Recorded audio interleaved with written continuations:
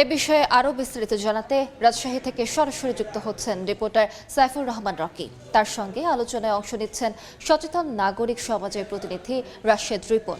সরাসরি যাচ্ছে সেখানে।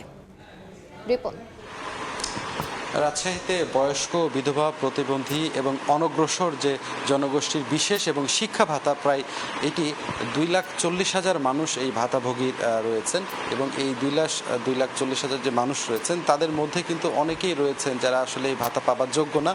অনেকে আসলে টাকা দিয়ে আসলে এই ভাতা পাইয়ে থাকেন। এ ধরনের অভিযোগ কিন্তু আমরা নানাভাবে পেয়েছি। তো আমরা এই বিষয়ে কথা বলার জন্য আমাদের সঙ্গে আজকে যুক্ত আছেন সচেতন নাগরিক সমাজের প্রতিনিধি রাশেদ রিপন। আপনার কাছে আমরা একটু জানতে চাই যে এই যে রাজশাহীতে যারা ভাতা পাচ্ছেন, আমরা অনেক অভিযোগ পাচ্ছি যে টাকা দিয়ে ভাতা করছেন, আবার যারা ভাতা আসলেই পাবার যোগ্য তারা পাচ্ছেন না। আসলে এই বিষয় নিয়ে আপনি কি মন্তব্য করবেন? ধন্যবাদ। আসলে সার্বিকভাবে যে সেফটি নেট এটা দরিদ্র মানুষের পাওয়া না, এটা রাষ্ট্রের কাছে পাওয়া না এবং এইটা কোনো আসলে ভিক্ষা জাতীয় কিছু বিষয় না। এটা আসলেই তাদের একবার প্রাপ্য যেটা সেইটা। এবং সেক্ষেত্রে যেটা আমরা জানি যে উন্নয়ন ধারায় যে মানুষগুলো উন্নয়নের গাছে উঠতে পড়ে যাওয়ার সম্ভাবনা, তাদেরকে আসলে সেফটি নেট দিয়েই আটকে রাখা হয় এবং এই মানুষগুলো যে প্রাপ্য সেটা থেকে তাদেরকে বঞ্চিত করা হচ্ছে এবং এটা একটি খুব বড় ধরনের অন্যায়। আমরা মাঠে কিছু তথ্য পেয়েছি যে এমনও দেখা গেছে যে তাদের কারো কাছে ভাতা দেওয়া হবে বলে তার সিমটা 1 বছরের জন্যই রাখা হয়েছে। এই 1 বছরের ভাতাটা সেই সমাজসেবা এবং স্থানীয় সরকারের যে সিন্ডিকেট তারা সেটা ভোগ করছে, তারপরে হয়তো একটা সময় 1 বছর পরে তাদেরকে দেওয়া হচ্ছে, এরকম বিষয়গুলো আছে। এবং এমনও দেখা গেছে যে তাদের অনেকের ক্ষেত্রেই যে দেওয়া হচ্ছে কিন্তু তাদেরকে এলাকায় যে খুঁজে পাওয়া যাচ্ছে না।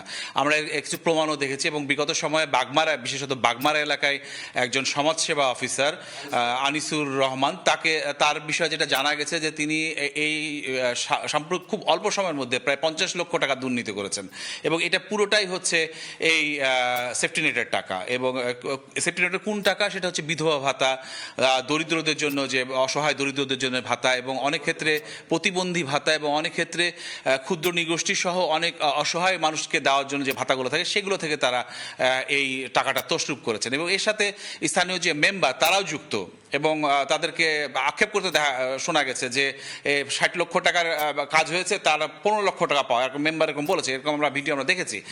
এবং যে কর্মকর্তাকে স্ট্যান্ড রিলিজ করা হয়েছে যে আনিসুর রহমান, তার বিরুদ্ধে কিন্তু এই জাতীয় অভিযোগ এর আগেও ছিল, কিন্তু সে বিষয়গুলো কিন্তু এখন দেখা হয় নাই। এবং সার্বিকভাবে আমরা যেটা মনে করি এই জাতীয় ক্ষেত্রে যে এরা পার পেয়ে যাচ্ছে কিনা, আসলে তাদের বিরুদ্ধে প্রশাসনিকভাবে কোনো বিভাগীয় ব্যবস্থা নেওয়া হচ্ছে না, সেই জন্য আসলে তারা এই যে স্ট্যান্ড রিলিজ হয়ে সেখানেই ক্ষান্ত হয়ে যাচ্ছে কিনা।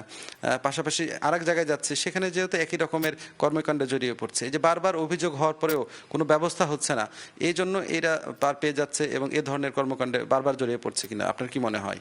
আসলে এই জাতীয় ঘটনা এর আগেও ঘটেছে। বিগত সরকারের আমলে একজন কর্মকর্তাকে আমরা দেখেছি, তার বিরুদ্ধে তাদের যে দাপ্তরিক মামলা রয়েছে, তারপর আমরা দেখলাম যে সে স্থানীয় মেয়র এমপির পিছু পিছু সবসময় ঘুরে বেড়াচ্ছে। এরা যখন দুর্নীতির কোনো মামলায় পড়ে বা সংকটে পড়ে তখন কিন্তু তারা যে রাজনৈতিক লেবাস সেইটা ধারণ করে সেটা থেকে পার পাওয়ার চেষ্টা করে। কিন্তু সরকারিভাবে এই জাতীয় একটা নক্কারজনক কাজের ক্ষেত্রে তাদের যে শাস্তি হওয়ার কথা সেইটা অতীতেও হয় নাই।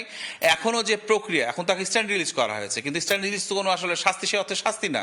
আমরা জানি যে তার বোধহয় আর কয়েকদিন চাকরি রয়েছে। এখন যদি সে এই মামলা এটা কোনো ধরনের মানে তার বিরুদ্ধে ব্যবস্থা না নিতে যে পার পেয়ে যায়, সে আসলে পার পেয়ে যাবে এবং আমরা অবশ্যই তার বিরুদ্ধে ব্যবস্থা নেওয়া উচিত। এবং সরকারের এক্ষেত্রে যেটা সবচেয়ে জরুরি বিষয় যে এক্ষেত্রে দেখার জন্য একটি হচ্ছে টাস্কফোর্স থাকা দরকার এবং তারা সব জায়গায় যেন রুটিন চেক আপ করে। এইটা যদি হয় তাহলে মনে হয় থেকে বেরিয়ে আসার সুযোগ থাকবে। ধন্যবাদ আপনাকে। আপনারা শুনছিলেন যে তিনি বলছিলেন যে নানা সমাধানের উপায়, এই সংকটগুলো আসলে এইভাবেই কাটিয়ে ওঠা সম্ভব বলে তিনি মনে করেন। তো এই ছিল আমার কাছে রাজশাহী থেকে এখন পর্যন্ত সর্বশেষ।